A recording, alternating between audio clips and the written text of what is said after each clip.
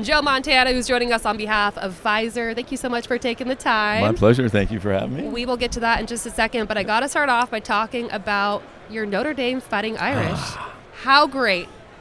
I know. I think it's great that they made it there, but, they just let down a little bit in the middle of that game, and unfortunately they got a little too far behind to catch up. You did, yeah. Yeah, they made a good run at it, but they got a great coach, and he's been able to lift that program back up, and so hopefully they'll get back there soon. Marcus Freeman isn't even 40 years old, and he's only been the head coach at Notre Dame for a couple of years. Why do you think he's been able to find success there so quickly?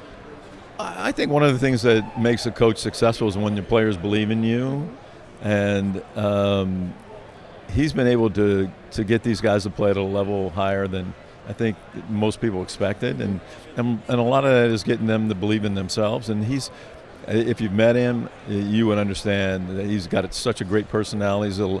You see he's excitable on the sideline, but in person he's completely different. He's a little laid back. Yeah.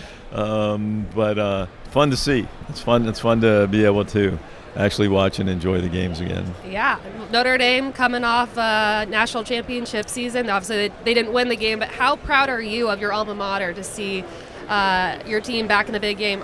Is Notre Dame once again a respected program? Well, I think so. I hope so. The portal thing kind of people move around a lot, so it's kind of hard to see what's going to happen in there. And but they made a good choice in the quarterback this year, and he kept him in a lot of games, and so they're still got some young players on that team, so it'll be fun to see what happens. I was in South Bend earlier this season I forget which game I was there for, but we stopped by the Linebacker. It's a fine establishment right on campus. Have you been there? I'm not sure what you're talking about. Obviously you've had such a successful career at the college level and at the NFL level. Now college football is so drastically different with NIL. Quarterbacks are getting millions of dollars to transfer. How much money do you think you would have made back in the day if NIL was prevalent? I don't know, but they're making more than I made at my highest paid at the Chiefs. Okay, let's talk about your San Francisco 49ers, right? Yeah.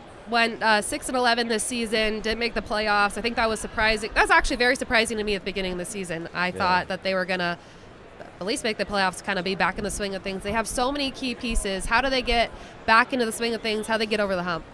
Well, I think part of their problem was, they lost a lot of guys, especially on the offensive side. And then they lost a few guys on the defensive side that come back. And health plays a big issue in that. And one of the things is that the more times you make the playoffs and the deeper you go, the shorter your off season is. So the less time guys' bodies have to prepare. And I asked one of the players the other day I was on the airplane with, do you guys hit in practice? He goes, yeah, we hit every day. Wow. We never hit at all. We didn't even wear shoulder pads. We didn't during the week. Even in training camp, everybody wanted to come play when Bill was there, Walsh, because we never wore pads. He goes, I don't need you healthy for Wednesday's practice. I need you healthy on Sunday. Mm-hmm. And so as long as we put in the effort and the work, we went padless. And so I think that was a big push for us to be able to be healthy through most of the games. Yeah, you're going to have injuries, but for the most part, you're not getting guys hurt in the middle in practice during the week. Do you think the 49ers Super Bowl window is still open? Oh, definitely. The guys will be back, and as long as they put in the work, and I'm sure they're going to make some transactions here coming up, and they got the draft coming, so it'll be fun to see where they pick, and can't wait for the season to start again. A lot of people have mixed thoughts on Brock Purdy. I personally think he's great. Do you think he's the right guy to lead this franchise? Yeah, I think so. I mean, I can show you, and everybody's talking about, should they pay him, should they not? I can show you a handful of guys, probably more, making a lot more money and producing not anywhere near what he's been able to produce. So I just think it's you have to pay him, and he's proven that he can play in that system and at that level, and quit having questions be out there, because when those are out there, it affects the whole team.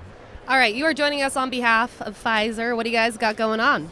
Well, I've been with Pfizer for a number of years now, and one of the things, and we've been talking about the risk of pneumococcal pneumonia, and one of the things that just happened recently is that the CDC lowered the at-risk age from 65 to 50.